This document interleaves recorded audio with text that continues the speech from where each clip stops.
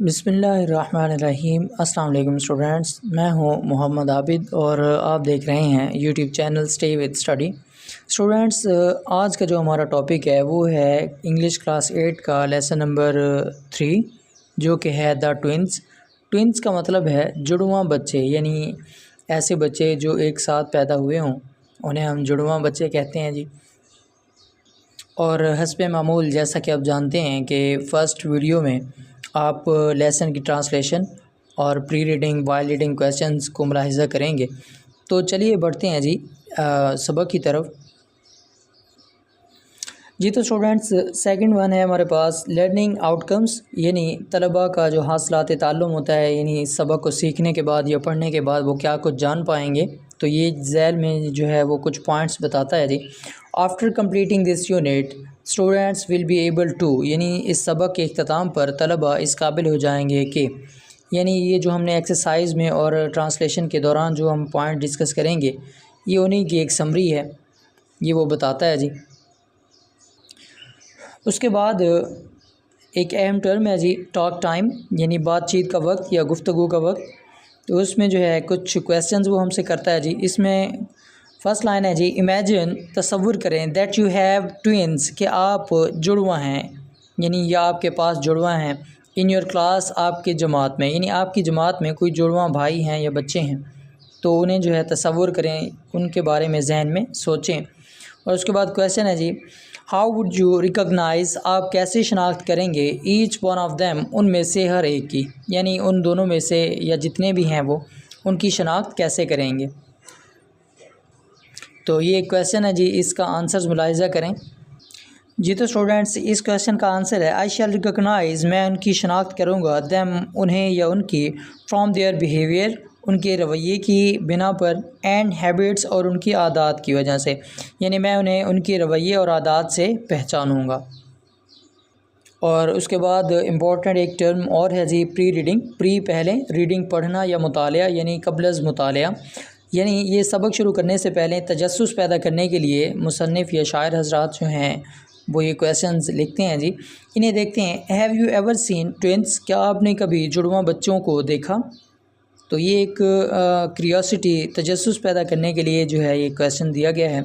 इसका जवाब है yes, I have seen twins in my school, जी हाँ, मैंने अपने स्कूल में ट्विंस या जुड़वां बच्चों को देखा। उसके बाद सेकंड क्वेश्चन है, were you able to recognise each one of them, क्या आप उनमें से हर एक को पहचान सके, यानी आप उनकी पहचान कर सके या नहीं। तो इसका जवाब है जी, no, I was not able to recognise each one of them, नहीं, मैं उनमें से हर एक को पहचान नहीं सका था। यानी ज़ाहिरी बात है, अगर वो जुड़वा हैं तो उनकी शक्ल शुबाहत जो है वो मिलती जुलती होगी जी। तो स्टूडेंट्स, उसके बाद पोइम के बारे में है जी। ये एक ह्यूमरस पोइम है, यानी मज़ाहिया नज़्म है। उसके बाद इसकी रैमिंग जो स्कीम है वो ज़रा मुलाहिज़ा करें, ए बी सी डी, इसे ज़रा समझ लें। ये मैं जब स्टैंज़ा पढ़ाऊँगा तो ये मैं उस वक्त समझाता हूँ जी। उससे पहले एक टर्म है हमारे सामने, अबाउट द पोइट, ये शायर के बारे में। हेनरी सेमरूक ली, ये शायर का नाम है। 1837 टू 1883, यानी वो 1837 में पैदा हुए और 1883 में वफ़ात पाई। Was born in London on 29 March 1837, यानी वो लंदन में पैदा हुए 29 मार्च 1837 को। ही वॉज़ अ पोइट, वो एक शायर थे, एंड प्ले राइट, और ड्रामा नवीस थे। ही स्टार्टेड राइटिंग, उन्होंने लिखाई का या लिखने का काम शुरू किया। फ्रॉम एन अर्ली एज, शुरू की उम्र में, यानी अवाइल उम्र में। He was a brilliant and witty conversationalist, यानी वो एक मज़ाहिया और गुलूकार था और एक ज़हीन था और ज़ीरो गुफ्तो शनीद रखने वाला था, यानी चालाक और अक्लमंद था। ही डाइड इन लंदन इन 1883, वो 1883 को जो है लंदन में वफ़ात पा गए। और उसके बाद अबाउट द पोइम है, नज़म के बारे में है जी, इसे पढ़ते हैं। This poem is about physical resemblance, ये नज़म जो है जिस्मानी मुशाबहत पर जो है अबाउट उसके बारे में है, यानी जिस्मानी मुशाबहत के बारे में है। शेयर्ड बाय आइडेंटिकल ट्विंस, जो कि जुड़वां बच्चों की शनाख्त के बारे में जो है बताती है। दैट कैन क्रिएट, जिन्होंने या जिस जो पैदा कर सकती है कन्फ्यूजन, उलझन अमंगेस्ट अदर पीपल, दूसरे लोगों के दरमियान।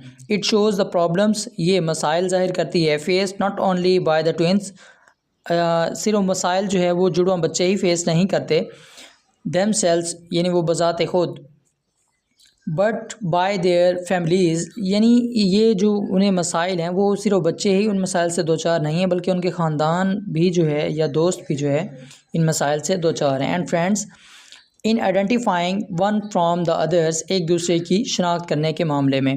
The tune of the poem, यानी इस नज़म का जो लहजा है, इज़ ह्यूमरस, वो मज़ाहिया है, यानी ये नज़म मज़ाह पर लिखी गई है जी। तो स्टूडेंट्स उसके बाद पोएम के बारे में ये आप पहले भी जान चुके हैं, ये ह्यूमरस पोएम है यानी मज़ाहिया नज़म है। उसके बाद राइमिंग स्कीम जो है इसकी वो ज़रा मुलाहिज़ा करें, ए बी सी डी और आखिर में भी सी डी। तो ये ज़रा मैं आपको स्टैंजा से समझाने की कोशिश करूँगा। उसके बाद इसमें एक टर्म इस्तेमाल हुई है एलिट्रेशन, यानी एलिट्रेशन क्या होता है, इनिशियल कॉन्सोनेंट साउंड्स की जो है रेपिटिशन होती है। यानी कॉन्सोनेंट क्या होते हैं, सबसे पहले तो आपको ये जानना होगा 5 वाउल्स होते हैं जी इंग्लिश लैंग्वेज में, और उन्हें निकाल कर जो है जो बाकी बचते हैं उन्हें कॉन्सोनेंट कहते हैं। उनकी आवाज़ जो है उसकी रेपिटेशन यानी सेम लेटर की। तो ये हम फर्स्ट स्टैंजा में जो है ये सीखते हैं जी। तो स्टूडेंट्स फर्स्ट लाइन है, इन फॉर्म एंड फीचर्स, शक्ल और खद्दोखाल में, फेस चेहरे को कहते हैं, एंड लिम और आज़ा को कहते हैं। इसमें देखें कि एफ़ साउंड जो है वो रिपीट हो रहा है जी, फॉर्म, फीचर और उसके बाद फेस। तो ये किसी एक लेटर की, कॉन्सोनेंट लेटर की रेपिटेशन जो है वो एलिट्रेशन कहलाती है, ये सामने मैं पहले बता चुका हूँ। उसके बाद आई ग्रीव, मैं पैदा हुआ या मैंने परवरिश पाई, सो लाइक माई ब्रदर, बिल्कुल अपने भाई की तरह। और सो लाइक की ये जो टर्म है ये सिमिली है जी, एक चीज़ को दूसरी चीज़ की मानद या मुशाबहत देना या उसकी मानद करार देना। अच्छा अब ये देखें कि इस लाइन की जो है आवाज़ इस लाइन से नहीं मिल रही, इस लाइन के इख्तिताम जो है वो लिम पर हो रहा है। तो ये जो लाइन है ये ब्रदर पर ख़त्म हो रही है, तो इन दोनों की आवाज़ जो है वो मैच नहीं हो रही, इसलिए पहली लाइन की आवाज़ को मैंने ए का नाम दिया।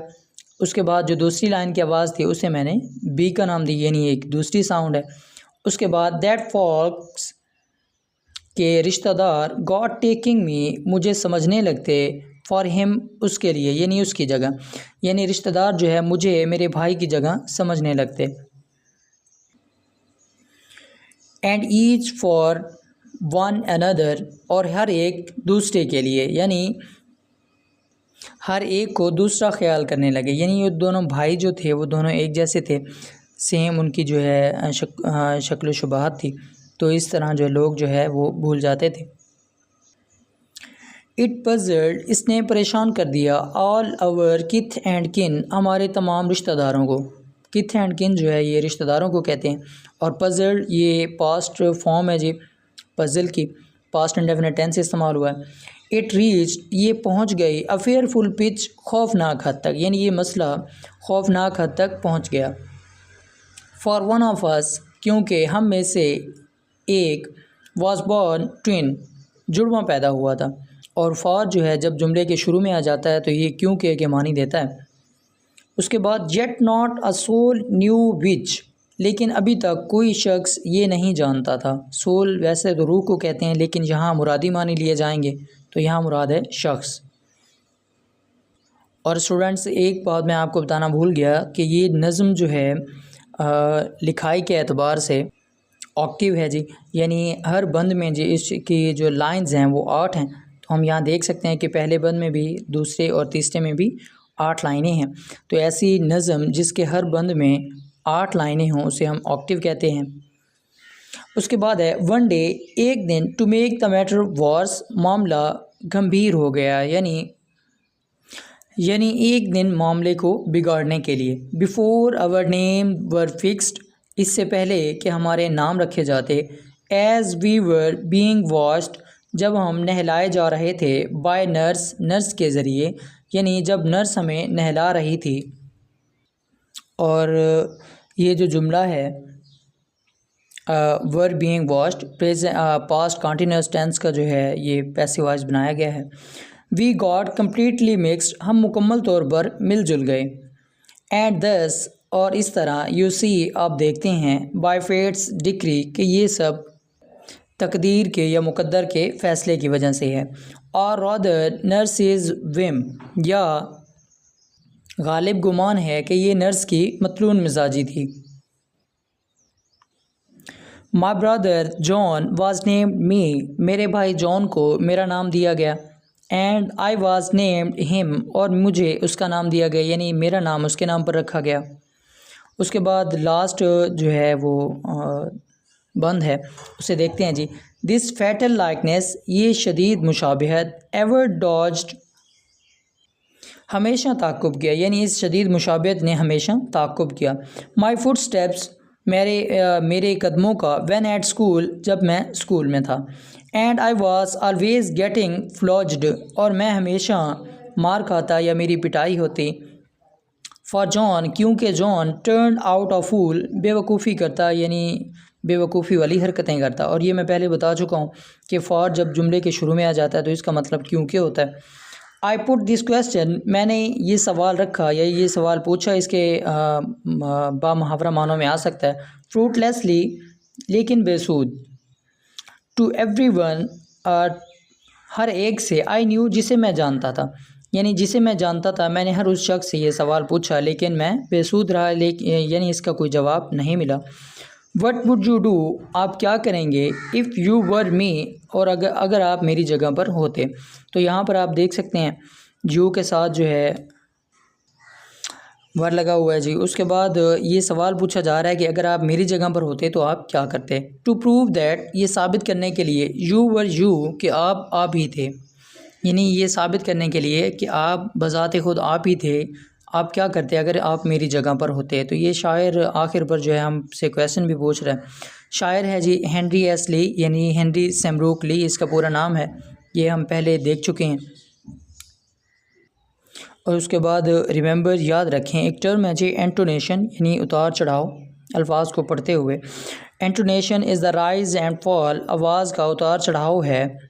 ऑफ वॉइस इन स्पीकिंग, यानी बोल चाल में आवाज़ का उतार चढ़ाव जो है वो इंटोनेशन कहलाता है। और उसके बाद आखिर में आप वाइल रीडिंग क्वेश्चंस मुलाहिजा करें जी। तो student first one while reading question है, व्हाट पज़ल्ड किथ एंड किन, यानी किस चीज़ ने अजीज़ व अकारीब रिश्तेदारों को परेशानी में या उलझन में डाल दिया। तो इसका जवाब है जी the strong resemblance between twins puzzled the kith and kin, यानी जुड़वा बच्चों में बहुत ज़्यादा मुशाबियत ने अजीज़ व अकारीब को उलझन में डाल दिया। और उसके बाद सेकंड वायलेटिंग क्वेश्चन है, हु मेक्स द ट्विन्स, किसने जुड़वा बच्चों को मिला जुला दिया या खलत मलत कर दिया। तो इसका जवाब है the nurse mix the twins when she was bathing them, यानी नर्स ने जुड़वा बच्चों को मिला जुला दिया जब वो उन्हें नहला रही थी। और उसके बाद आखिरी क्वेश्चन है, what do you understand by fatal likeness, मोहलक या शदीद मुशाबियत से आप क्या मुराद लेते हैं। तो इसका जवाब है it means such a strong and uncanny resemblance that results in a number of problems, यानी इससे मुराद ऐसी शदीद और अनोखी मुशाबियत है जो बेशुमार मसाइल का सबब बनती है जी। तो स्टूडेंट इसी के साथ ही हमारी आज की वीडियो इख्तिताम पजीर होती है। उम्मीद है आपको वीडियो पसंद आई होगी, अच्छी लगी होगी और सबक की भी समझ आई होगी। इसी के साथ ही अल्लाह हाफिज़।